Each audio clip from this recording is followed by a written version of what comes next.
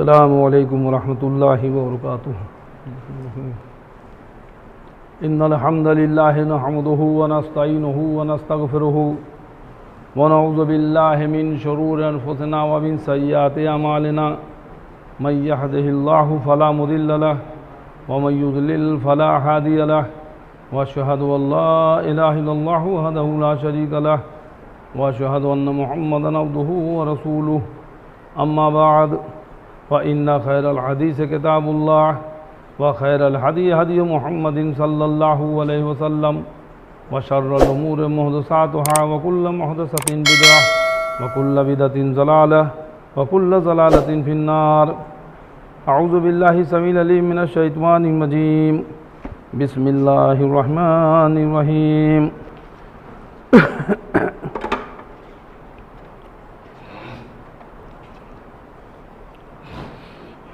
ला यगुर्रन्नक तक़ल्लुबुल्लज़ीना कफ़रू fill बिलाद मताउन क़लीलुन सुम्मा मावाहुम जहन्नम व बिअसल मिहाद। सूरह आल इमरान आयत नंबर 196 197। या अय्युहल्लज़ीना आमनू ला तुल्हिकुम अमवालुकुम वला औलादुकुम अन ज़िक्रिल्लाह वमन यफ़अल ज़ालिका फ़उलाइका हुमुल ख़ासिरून। सूरह मुनाफ़िक़ून सूरह नंबर 63 आयत नंबर 9। रब्बि इश्रह ली सदरी व यस्सिर ली अमरी वहलुल उक़दतम मिन लिसानी यफ़क़हू क़ौली। आमीन या रब्बल आलमीन। सारी तारीफ़ें, हम्द व सना, किब्रियाई, बड़ाई, प्रशंसा उस अल्लाह रब्बुल आलमीन से लायक व ज़ेबा है, उस अल्लाह रब्बुल आलमीन के लिए लायक व ज़ेबा है जिसने ज़मीन व आसमान सारी कायनात को पैदा किया और बाद उसके बेशबहा दरूद व सलाम हो उस नामी इसमें ग्रामी अहमद मुज्तबा मोहम्मद मुस्तफ़ा सल्लल्लाहु ताला अलैहि वसल्लम पर, जिन्हें हमारी हिदायत और रहनुमाई के लिए भेजा गया। मुअज़्ज़ज़ हाज़रीन जुमा और जहाँ तक मेरी आवाज़ पहुँच रही हो सुनने वाली सभी काबिल एहतराम दीनी माँ और बहनों, अल्लाह रब्बुल आलमीन की तौफ़ीक़ से एक बार फिर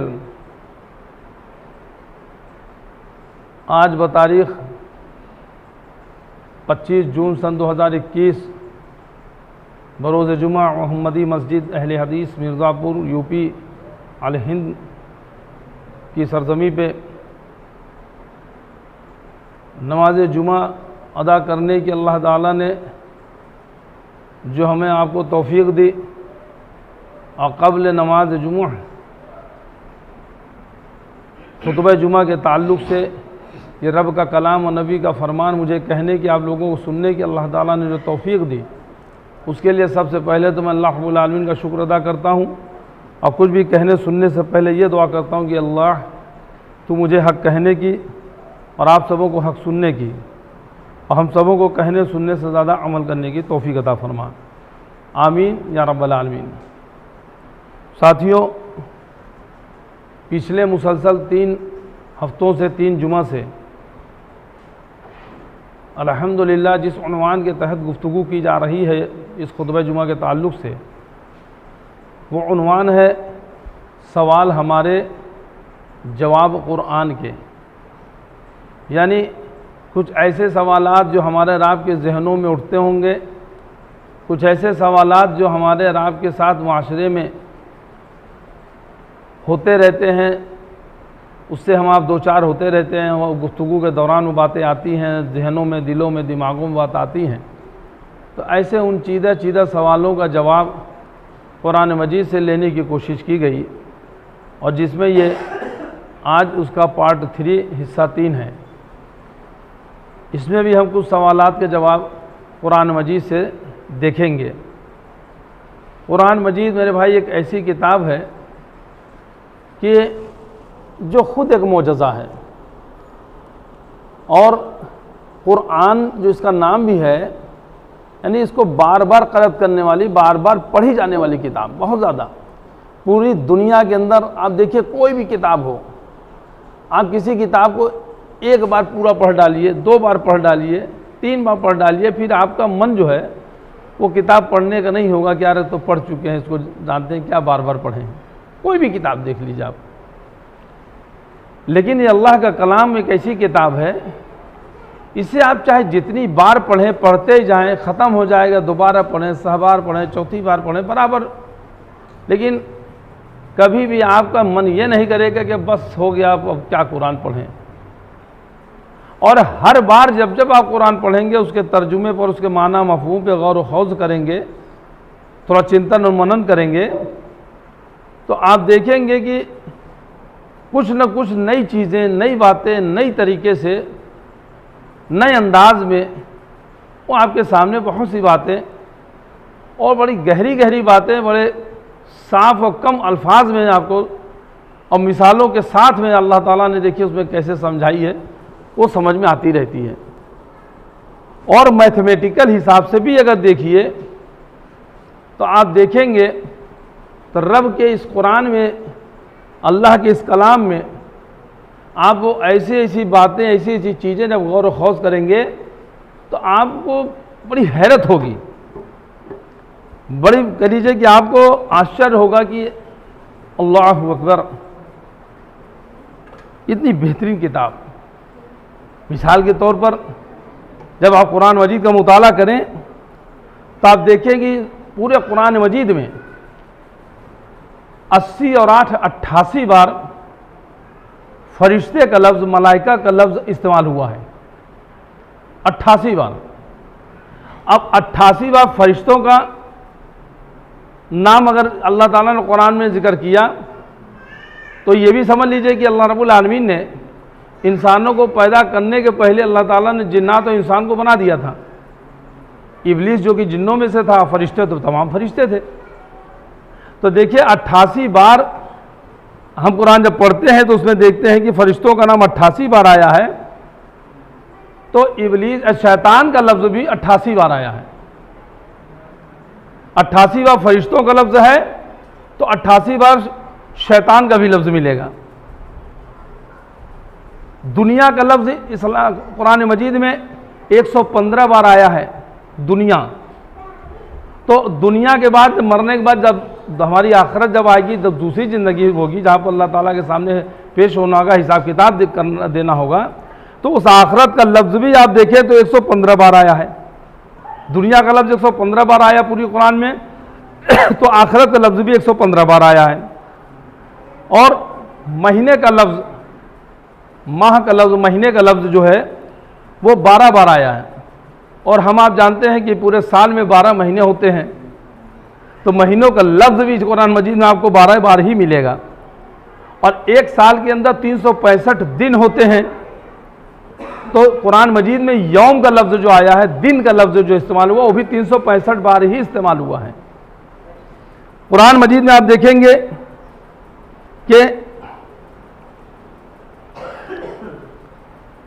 हफ्ते का लफ्ज़, असबत का लफ्ज़ वो 7 बार आया है। और हम आप जानते हैं कि हफ्ते की तकसीम जो हुई है 7 दिनों में हुई है, सोमवार, मंगल, बुध, जुमेरात, जुमा, शनिचर, इतवार। कुछ लोग ये अक्सर देखे होंगे कभी किताबों में, कैलेंडर में सोमवार की जगह पीर लिखा होता है। ये पीर किस माने में है, इसकी इजाज़त कब से हुई, क्या हुई, अल्लाहु आलम। लेकिन ऐसा लगता है कि जैसे कि किसी ज़माने में जब हुई होगी, तब होता है कि लोगों सूफीज़्म का तो जो बोलबाला वैसे भी रहा, सोचेंगे भाई कि पीर के नाम से दिन की भी शुरुआत की जाए, तो पीर, फिर तो उसके बाद मंगल या सशुम्बा, यकशुम्बा, दुशुम्बा, शशुम्बा वगैरह वगैरह। तो पीर का लफ्ज़ जो है ये कोई शुमार के लिए न जाने कहाँ से इस्तेमाल हो गया। बहरहाल तो मैं समझता हूँ इस लफ्ज़ से हमें आपको परहेज भी करना चाहिए। और तो हफ्ते का दिन 7 दिन का होता है, तो कुरान मजीद में आप देखें तो हफ्ते का लफ्ज़ जो आया वो भी 7 बार आया है। ज़कात का लफ्ज़ 32 बार आया है। ज़कात, इस लफ्ज़ का इस्तेमाल पूरे कुरान में 32 बार आया है। और जब जो कोई आदमी ज़कात अदा करता है उसका माल पाक होता है, बरकत होती है, तो बरकत का लफ्ज़ भी 32 बार आया है। तो ये कुछ चंद मिसालें ऐसी हैं जिन्हें आप मैथमेटिकल भी देखेंगे तो आपको जो है कुरान के अंदर ये मौजज़ा नज़र आएगा। आइए अब अपने मौजू में हम दाखिल होते हैं। तो आज हमारा जो एक सवाल होगा वो ये कि अल्लाह ताला ने हमें पैदा किया, दुनिया में भेजा, वमा खलक़तुल जिन्न वल इंसा इल्ला लियअबुदून करके कहा कि हमने जिन्नों और इंसानों को सिर्फ अपनी बंदगी के लिए, अपनी इबादत के लिए पैदा किया है। तो दुनिया में जब हम भेजे गए हैं अल्लाह की बंदगी इबादत करें, तो इसमें कुछ ऐसी भी चीज़ें होंगी ना जिसकी वजह से इंसान उस जो है इबादत को या अल्लाह को या दीन को गफलत में पड़ जाए, भूल जाए, दुनिया के लहलुआब में लग जाए। ऐसा है, बहुत से लोग ऐसे जो नमाज नहीं पढ़ते हैं, बहुत से ऐसे लोग हैं जो ज़कात नहीं देते, बहुत से ऐसे लोग हैं माल होते हुए भी हज नहीं करते, बहुत से लोग होते हैं मुसलमान हैं, शराब पीते हैं, चोरी करते हैं, झूठ बोलते हैं, अमानत में ख़यानत करते हैं, वह बहन भाइयों का हक मारते हैं, लड़ाई झगड़ा करते हैं, गाली गलौज करते हैं, बहुत से लोग मिल जाएंगे। दुनिया में इस तरह से खोए हैं जैसे कि आखिरत से कभी उनको मर के जाना ही नहीं है। तो ये हमारा सवाल किया, वो कौन सी चीज़ें हैं जो हमें गफलत में डाल सकती हैं, गफलत में डालने वाली इस दुनिया में कौन सी चीज़ें हैं। इसके ताल्लुक़ से कुरान मजीद में अल्लाह ताला ने इरशाद फरमाया, जो मैंने आपके सामने इस कुरान मजीद की आयत नंबर सूरह आल इमरान की आयत नंबर 196 और 197 तिलावत की, सूरह मुनाफिकून की आयत नंबर 9 तिलावत की। तो यानी तो अल्लाह रब्बुल आलमीन इरशाद फरमान है सूरह आल इमरान आयत नंबर 196 और 197 में कि शहरों में, शहर के अंदर इनकार करने वालों की चलत फिरत, जो लोग अल्लाह पर, रोज़े आखिरत पर, तकदीर पर, फरिश्ते पर, अल्लाह की किताबों पर ईमान नहीं रखते, इनकार करते हैं, कुफ्र करते हैं, काफिर हैं, तो शहरों में काफिरों की चलत फिरत तुमको गफलत में न डाल दें। चंद रोज़ के सामान की थोड़ी सी बहार है, फिर उनका ठिकाना जहन्नम है जो बहुत बुरी जगह है।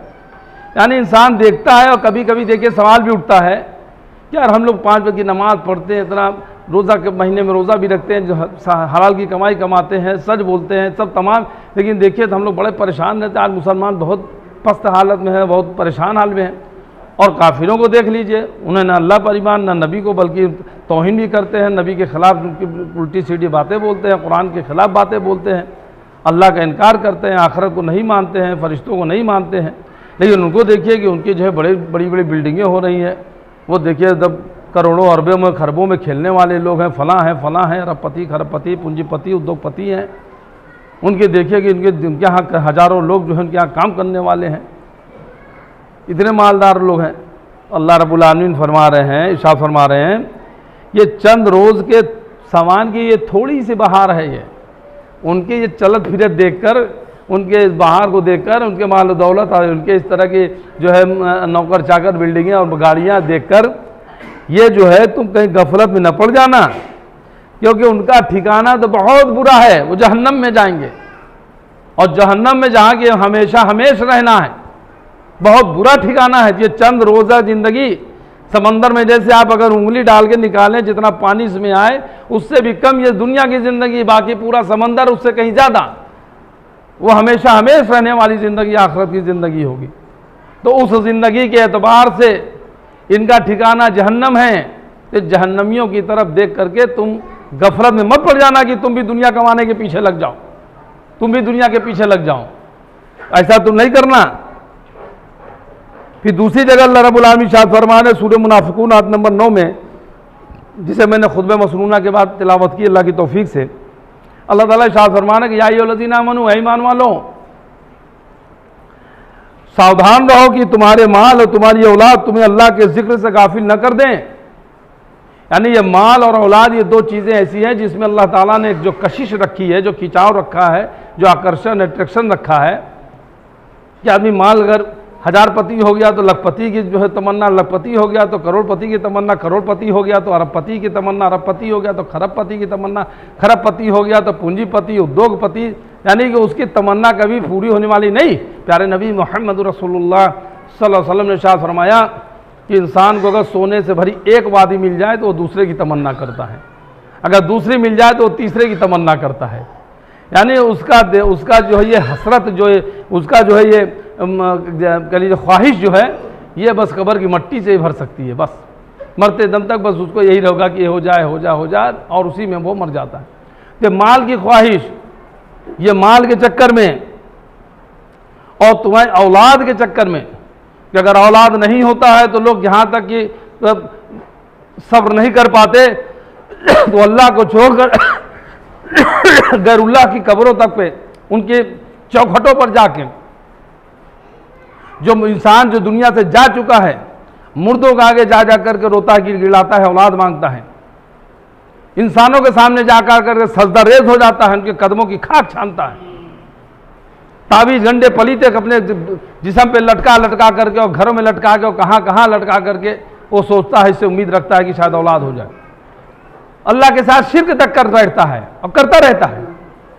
और अगर अल्लाह ताला औलाद दे भी दे तो कहता है फलाने क्यों वहाँ गए तो हमको औलाद हुआ, फलाने ने तावीज़ दिया तो औलाद हुआ, फला माज़अल्लाह अस्तग़फिरुल्लाह।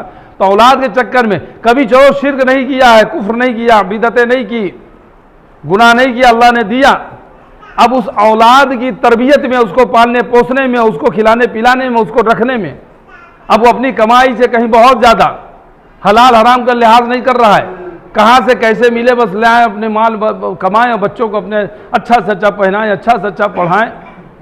औलाद अगर गलती भी कर रही है, चोरी भी कर रही हो, शराब भी पी रहा हो, फैशन भी कर रहा हो, म्यूज़िक भी सुन रहा हो, कुछ भी उल्टा सीधा कर रहा हो, लेकिन फिर वह औलाद की मोहब्बत में, गफलत में पड़े हुए हैं, तो अल्लाह रब्बुल आलमीन कह रहे हैं कि होशियार रहो, होशियार रहो कि तुम्हारा माल और तुम्हारी औलाद तुम्हें अल्लाह के जिक्र से गाफिल न कर दें। और जो कोई भी अल्लाह की याद से गाफिल हुआ तो ऐसे लोग नुकसान में रहेंगे, ऐसे लोग नुकसान उठाने वाले होंगे जो माल और औलाद के चक्कर में दुनिया में गाफिल हो जाएंगे। आइए अल्लाह रब्बुल आलमीन ने सूरह फातिर सूरह नंबर 35 आयत नंबर 5 में इरशाद फरमाया कि ऐ लोगों, अल्लाह का वादा सच्चा है। ऐ लोगों, ऐ इंसानों, अल्लाह का वादा सच्चा है। ध्यान रहे, तुम्हें ख्याल रहे इस बात की कि दुनिया की जिंदगी तुमको धोखे में न डाल दे, और होशियार रहो कि कोई धोखेबाज तुमको धोखा देकर अल्लाह की बात बताकर किसी झूठी बात पर न चला दे। यानी ये भी तुम इसका भी तुम ख्याल रखना इसका भी ख्याल रखना कि कहीं कोई धोखेबाज, चाहे वो शैतान की शक्ल में हो, चाहे वो इंसान की शक्ल में हो, वो कहीं तुम्हें धोखा दे करके और अल्लाह की बात बताकर किसी झूठी बात पर न तुमको चला दे कि हाँ देखो ये अल्लाह की बात है, अल्लाह के नबी की बात है, हाँ इसको करो, इसको करोगे तो ऐसा होगा वैसा होगा, हमारे पूर्वजों से हमारे बड़ों से चला रहा, हमारे पीर ने ऐसा कहा है। और आज आप देख लीजिए बहुत सी किताबें इस तरह की निकली है जिसे लोग कुरान हदीस का समझते हैं। कुरान मजीद आप देखेंगे कहीं कहीं तो आपको मिलेगी कि जैसे कि ये कुरान मजीद है, इसको जब आप खोलेंगे तो उसके जैसे कि शुरू के सफ़हात में आपको तावीज़ लिखे हुए मिलेंगे, नक्श मिलेंगे, खाने मिलेंगे, उसमें गिनतियाँ लिखा होता है और लिख के और उसकी झूठी फजीलतें उसके अंदर लिखी होती हैं। ये सूरह जिन का तावीज़ है, ये सूरह रहमान का तावीज़ है, सूरह मुज़म्मिल का तावीज़ है, ये सूरह अखलास का तावीज़ है, इसको अगर पहनोगे, इसको घर में लटकाओगे, इसको ऐसे करोगे तो ऐसा होगा वैसा होगा। तो लोग बेचारे ये सोचते हैं कि चूंकि कुरान मजीद के अंदर ये लिखा हुआ है तो ये भी कुरान का शायद हिस्सा हो, एक बाबरकत चीज़ होगी, जबकि वो तावीज़ लिखना, तावीज़ देना वो शिर्क है, हराम है। और अल्लाह के नबी सल्लल्लाहु अलैहि वसल्लम ने कहा कि जो जिसने तावीज़ लटकाया उसने शिर्क किया। 10 लोग आए अल्लाह के नबी सल्लल्लाहु अलैहि वसल्लम के हाथ पर ईमान लाने के लिए, बैत किया, 9 ने बैत किया और एक को अल्लाह ताला के रसूल सल्लल्लाहु अलैहि वसल्लम ने छोड़ दिया। पूछा गया कि अल्लाह के नबी का आपने उसको छोड़ दिया, तो अल्लाह के रसूल ने कहा कि वो तावीज़ लटकाया है, तावीज़ लटकाने की वजह से आपने उसको कलमा नहीं पढ़ा है, बैत नहीं लिया। तो जब उसको तावीज़ काट के निकाला गया तब जाकर के आप सल्लल्लाहु अलैहि वसल्लम ने उसको बैत किया। मुस्नद अहमद की रिवायत है, तब अल्लाह के नबी सल्लल्लाहु अलैहि वसल्लम ने कहा कि जो तावीज़ लटकाया जिसने, उसने शिर्क किया। और शिर्क के लिए कुरान में अल्लाह ताला ने क्या कहा, जो शिर्क करते हैं उनके लिए कि मुशरिक नापाक हैं, उन पर जन्नत हराम है। मुशरिक जो है नापाक का मतलब ये नहीं कि कोई मुसलमान आया आपसे छू गया तो कह रहे अब हम नापाक हो गए, हम चले नहाए धोए। नापाक का मतलब कि वो आत्मी तौर से, उसके अंदरूनी जो है ज़मीर के तौर से, उसके जो फितरत मतलब जो इंसानी फितरत है, उसके जो अंतरात्मा है, उस लिहाज से वो एक नापाक पलीद चीज़ है, पलीद चीज़ है, वो नजीस है, वो नापाक है वो। और जन्नत उसके ऊपर हराम है, कभी जन्नत में नहीं जा सकता है अगर सुखसित तावीज़ अगर लटका लिया तो इसकी वजह से।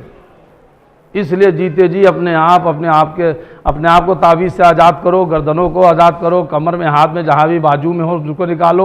और तुम्हारे बाल बच्चों को अगर पहनाए हो तो उनको भी काट के निकालो। छोटे छोटे बच्चे होते हैं उनको भी तावीज़ पहना दिया जाता है। कहीं माशाल्लाह किसी को 5-6 बच्चे, 8 बच्चे हों, घर छोटा हो, ज़मीन में से लेटे हैं, सोए हैं, रात का वक्त हो, ये पैर उठा के रखे तो उसकी छाती पर, वो पैर उठा के रखे तो इसकी छाती पर, तो पैर के नीचे कुरान भी आ रहा हो, उन्हें कोई फिक्र नहीं। बच्चे हैं, आदत हो जाती कभी कि बच्चे सोते में पेशाब करने की, अगर वो पेशाब कर रहा है तो उसकी तावीज़ भीग रही है, वो पेशाब कर रहा है तो उसकी तावीज़ भीग रही है। ये कुरान को जो माज़अल्लाह अस्तग़फिरुल्लाह ये इसीलिए उतारा गया। गले में लटकाए हो, सोए पड़े हो, अब सोने की हालत में कभी तुम पट सो जा रहे हो, कभी करवट सो जा रहे हो, कभी चित सो जा रहे हो, तुम्हारी तावीज़ कहीं तुम्हारी छाती के नीचे दब रही, कभी पीठ के नीचे आ रही है, कभी करवट में हो रही है। यह कुरान इसलिए कि उसको रख कर उसके ऊपर लेटा जाए। या कुरान की कोई एक आयत अगर बिस्मिल्लाहिर्रहमानिर्रहीम भी हो, अगर उसको निकाल के कहीं लिख दिया तो क्या अब इसकी अहमियत, इसका वजन कम हो गया? नहीं मेरे भाई, नहीं। तो ये शिर्क है, ये हराम है। तो इस तरह से आप ये जान लें कि कोई भी इंसान ऐसा हो कि तुम्हें अल्लाह की बात बता के ये कह करके कि अल्लाह की बात है, अल्लाह, तो बहुत से ऐसे देखे मसले मसाइल ऐसे कहते हाँ कुरान में है, जबकि कुरान में नहीं होता। हाँ अल्लाह के नबी की बती हदीस है, या वो इस तरह से लिखेंगे कि बड़े बड़े जो इश्तारात होते हैं, रमज़ान में कभी देखिए कैलेंडर होता है तो उसमें कुछ मसले मसाइल, ऐसा करेंगे तो रोज़ा टूट जाएगा, ऐसा करें तो रोज़ा जो है मकरूह हो जाएगा, ऐसा करेंगे तो रोज़ा का कफ़ारा है, ऐसा करेंगे तो रोज़ा कफ़ारा नहीं है। और उसमें फिर हवाला लिखेंगे, काहेगा वो हवाला लिखेंगे फतावा आलमगीरी, शामी, कुदूरी, हिदायत, दुर्र मुख्तार वगैरह वगैरह जो फ़िक़ही किताबें हैं, अहनाफ की फ़िक़ह किताबें हैं। और आवाम बेचारे ये सोचते हैं कि शायद ये भी कोई अल्लाह रसूल की किताबों को, ये कोई कुरान हदीस की बात होगी।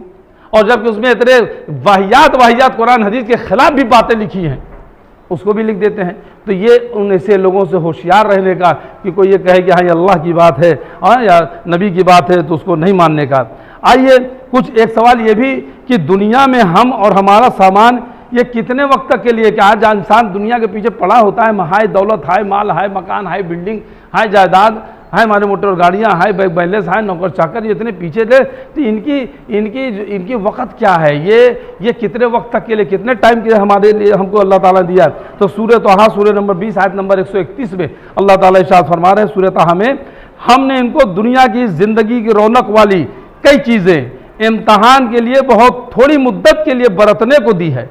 अल्लाह ताला ने हमें थोड़ी सी मुद्दत के लिए दुनिया में बरतने के लिए, ये हमारी जो है ज़रूरत की चीज़ें, रौनक वाली चीज़ें अल्लाह ताला ने दी है, हमेशा रहने वाली चीज़ नहीं है। ये 50 साल, 40 साल, 50 साल, 60 साल, 70 साल जब तक अल्लाह ने ज़िंदगी दी हो आप जी लें, आप रह लें, देख लें कि तब आपके है पास है, फिर सारी चीज़ें यहीं रह जाएंगी, सब यहीं छूट जाएंगी। ये मकान, ये ज़मीन जायदाद, ये नौकर चाकर सब यहीं रह जाएंगे। आपको कब्र तक तो जाएंगे, आपके बड़े से बड़े रिश्तेदार औलाद तक जाएगी, कब्रस्तान तक तो जाएगी, कब्र तक तो जाएगी, कब्र में डाल करके फिर वो हाथ मट्टी पे, हाथ पे मट्टी लगी होगी वो भी ऐसे झाड़ेंगे और हाथ धो करके वहां से चल देंगे। ये हमारे रिश्तेदार, ये हमारे दोस्त, ये हमारे साथी, ये हमारे हबाब, ये जिनके साथ हम बड़ा फ़ख्र करते थे, जिनके लिए हम जायज़ नाजायज़ सब कर जाते थे, वो हमारे साथी सिर्फ कब्र तक होंगे। माल और दौलत सांस निकली वहीं से ख़त्म, ये ज़मीन जायदाद, ये बैंक बैलेंस, ये सब यहीं पड़े रह गए, तो कब्र तक भी साथ में नहीं जाते हैं। अगर कब्र तक और कब्र के अंदर, कब्र के बाद तक भी जो साथ में रहती है वो कौन सी चीज़? वो हमारे आमाल होते हैं हमारे भाई, आमाल, वो अच्छे अमाल हो या बुरे अमाल हो। तो उस कब्र को याद रखो, उस आखिरत की ज़िंदगी को याद रखो जो हमेशा हमेशा रहने वाली ज़िंदगी है, जिसमें कभी मौत नहीं आनी है। अगर जहन्नम में डाल दिए गए और अल्लाह ताला ने उसके ऊपर जहन्नम लिख रखी है, फिर वो कभी जहन्नम से निकल नहीं पाएगा। और अगर अल्लाह ताला ने अगर उसे चंद वक्त के लिए भी अगर मान लीजिए डाला, वो चंद वक्त की जिंदगी हम कैसे उसको बर्दाश्त कर सकेंगे? ये आग जो कि उस दुनिया, जो आग जहन्नम की आग से निकाली गई है, जो दुनिया की आग हम आप इस्तेमाल करते हैं, ये अल्लाह ताला से रोजाना जो है 70 बार या 27 बार अल्लाह ताला से जो है दुआ करती रहती है कि अल्लाह ताला मुझे उस आग में दोबारा मत डालियो। आग से पनाह मांग रही है और ये आग हम बर्दाश्त नहीं कर पाते हैं, तो उस आग की कैफियत क्या होगी और उस आग की गहराई अगर कोई सवाल ऊपर से छोड़े तो 70 बरस तक गिरती चली जाए उतनी गहरी गहरी। उस आग में हमें कौन बचाने वाला होगा? और जन्नत की नेमतें मेरे भाई, वहां जो चीजें मिलेंगी वो हमेशा हमेशा के लिए मिलेंगी। जो चाहोगे वो मिलेगा, कहने की बस देरी होगी, अल्लाह ताला की तरफ से हाजिर होगा। वो हमेशा हमेशा रहने वाली जिंदगी के लिए मेरे भाई हमें आपने कोशिश करनी है।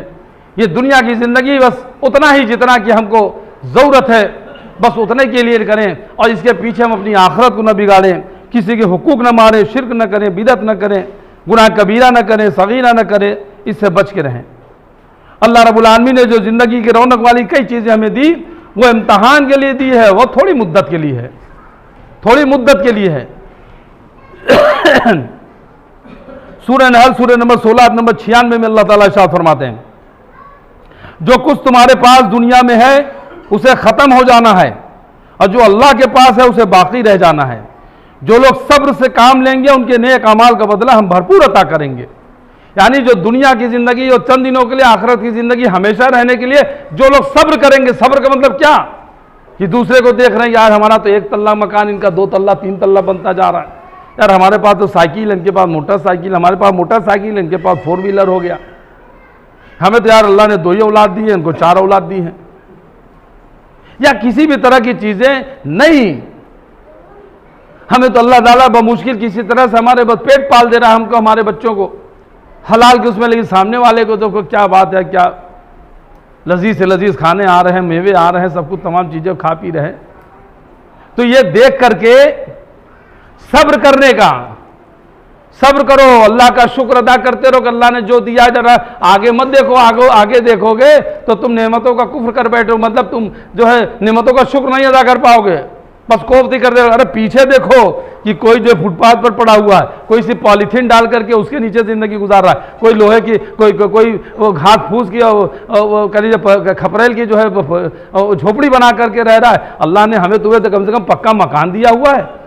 अल्लाह ताला ने हमको तुमको कम से कम रहने के लिए, छुपाने के लिए, सर छुपाने की जगह तो दी है हमारे बीवी बच्चों के लिए, पर्दे के साथ रह तो रहे अल्हम्दुलिल्लाह।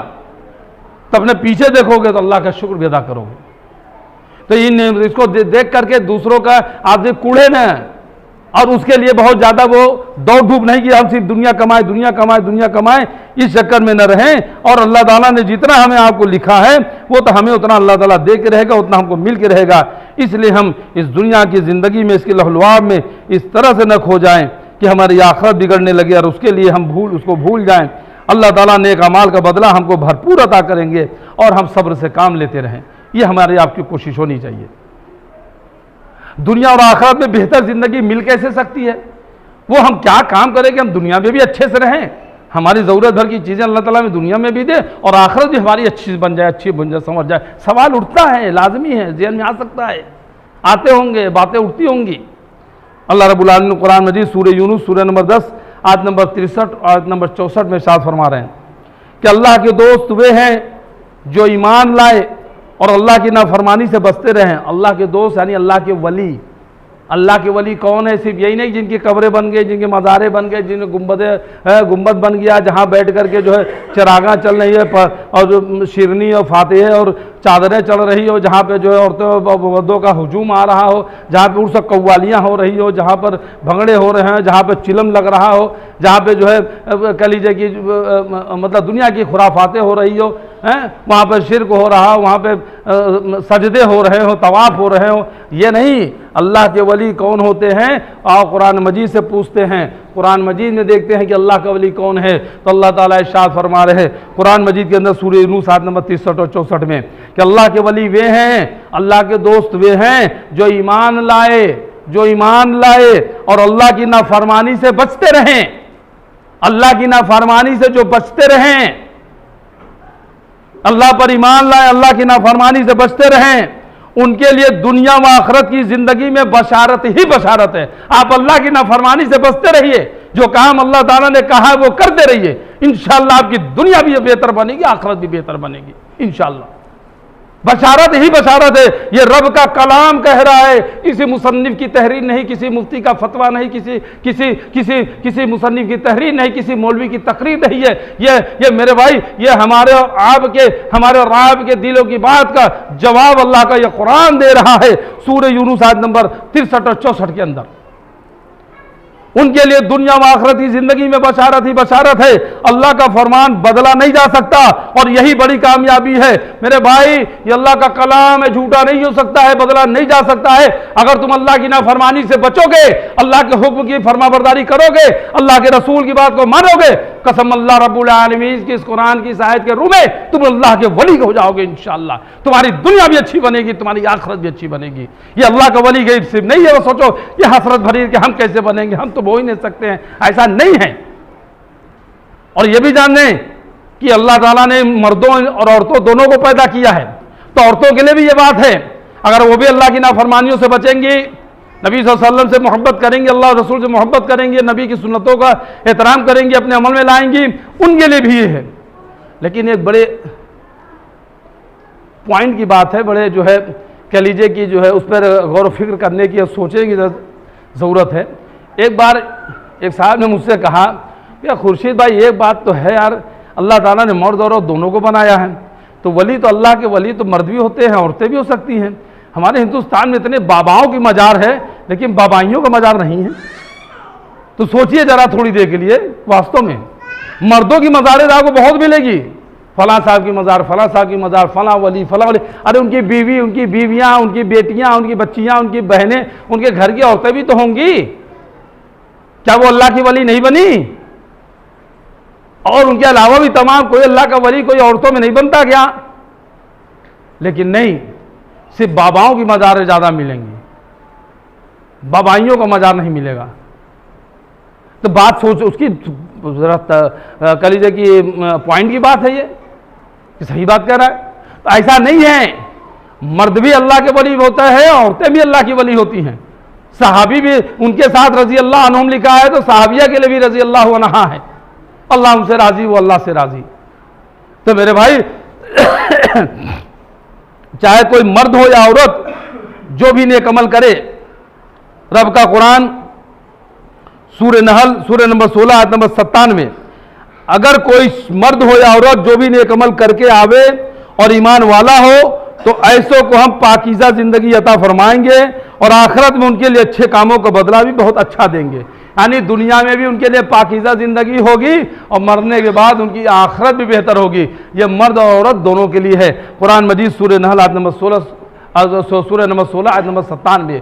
इस तरह से मेरे भाई बहुत सी आप आयतें देखते चले जाएं। अल्लाह रब्बुल आलमीन जो है कह रहा है सूरह निसा आयत नंबर सूरह जुमर आयत नंबर 10 के अंदर, सूरह नंबर 39 आयत नंबर 10 में, कि आप मेरे ईमान वाले बंदों से कह दीजिए कि अपने रब का तकवा अख्तियार करें, परहेज़गारी को अख्तियार करें, यानी उसकी नाफरमानी से बचते रहें, तो ऐसे नेक लोगों के लिए दुनिया में अच्छा बदला है।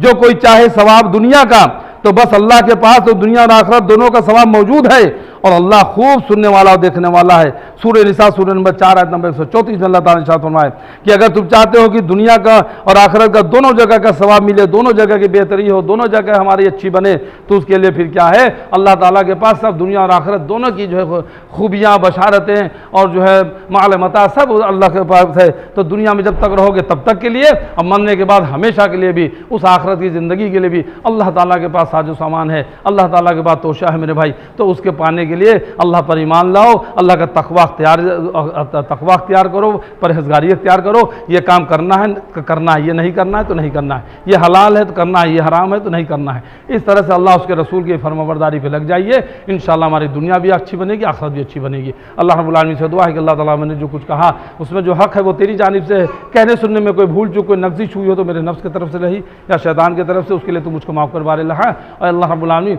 हम सबको कहने सुनने से ज़्यादा अमल करने की तौफ़ीक़ अता फरमा।